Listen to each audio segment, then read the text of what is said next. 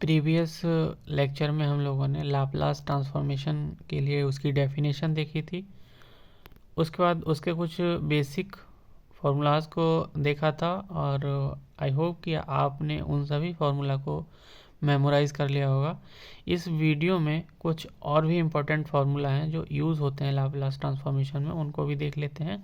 For example, if we have a combination of two function a(f1t) plus b(f2t), ये दोनों ही function T के function होंगे। तो अगर हम इनका लाप्लास ट्रांसफॉर्म लें तो बेसिकली f1 का हो जाएगा g1s एंड f2 का हो जाएगा g2s। तो सेम फॉर्मेट में ही हम लिख देंगे a g1s and b g2s। अगर हमें दे रखा है, अगर हमें f ऑफ t का लाप्लास ट्रांसफॉर्मेशन पता है और हमें फाइंड आउट करना है f ऑफ ए टी का, ए इज ए कॉन्स्टेंट, तो इसमें क्या होता है कि ए ब्रैकेट से बाहर आएगा और वह ओ जो है डिनोमिनेटर में चला जाएगा 1/a, एंड एस को हमें रिप्लेस कर देना है एस बाई ए से। अब अगर हमें फिर से एफ ऑफ टी का लाप्लास ट्रांसफॉर्मेशन पता है, अब हमें फाइंड आउट करना है F T plus T not का। तो कुछ नहीं करना है, जो भी लाप्लास ट्रांसफॉर्मेशन था जी एस जो कि एफ ऑफ टी का था, उसमें E to the power plus S T naught से रिप्लेस कर देना है। अब अगर फंक्शन में टी माइनस टी नॉट है तो यहाँ माइनस एस टी नॉट से रिप्लेस कर देना है।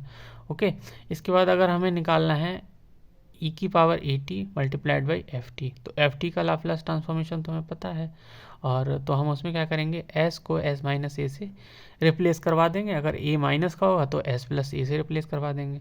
इसी तरीके से अगर T to the power N F T का लाप्लास ट्रांसफॉर्मेशन पूछ लिया तो क्या करना है कि जी एस जो एफ टी का लाप्लास ट्रांसफॉर्मेशन है उसको हम क्या करेंगे, एन टाइम एस के रिस्पेक्ट में डिफ्रेंशिएट कर देंगे and -1 to the power N, जो भी डेरिवेटिव जो भी टी का पावर होगा वो पावर -1 पे लगा देंगे और इसको सॉल्व कर लेंगे। इसके बाद अगर हम एफ टी को टी से डिवाइड करवा दें तो इंटीग्रेशन कर देंगे एस टू इन्फिनिटी, और अगर हमें कोई फंक्शन दिया है जीरो टू टी तो उसमें 1/s से डिवाइड करवा देंगे।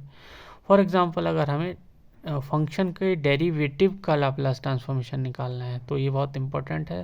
बेसिकली इसका यूज़ हम लोग डिफरेंशियल इक्वेशन को सॉल्व करने में भी करते हैं। तो यहाँ पे डेरिवेटिव का आ जाता है s multiplied by G of s minus F of zero. Okay, तो जीरो पे फंक्शन का वैल्यू यहाँ रख देंगे and second derivative same process में सेकंड डेरिवेटिव का आ जाएगा।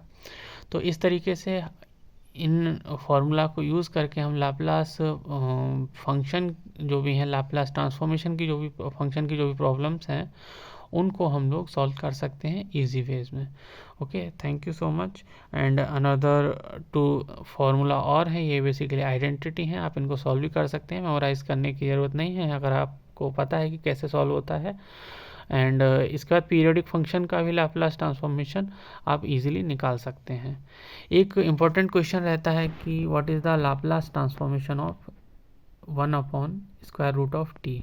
तो आपको ये मेमोराइज कर लेना है, ये रहता है square root of pi by S. आप इसको कैलकुलेट भी कर सकते हैं गामा फंक्शन वगैरह का यूज़ करके, तो अगर आप कैलकुलेट कर सकते हैं तो और अच्छी बात है। बाकी अगर आप मेमोराइज रख सकते हैं तो बेटर रहेगा, क्योंकि एग्ज़ाम में टाइम बचेगा। Thank you so much. Like and share my video and subscribe my YouTube channel.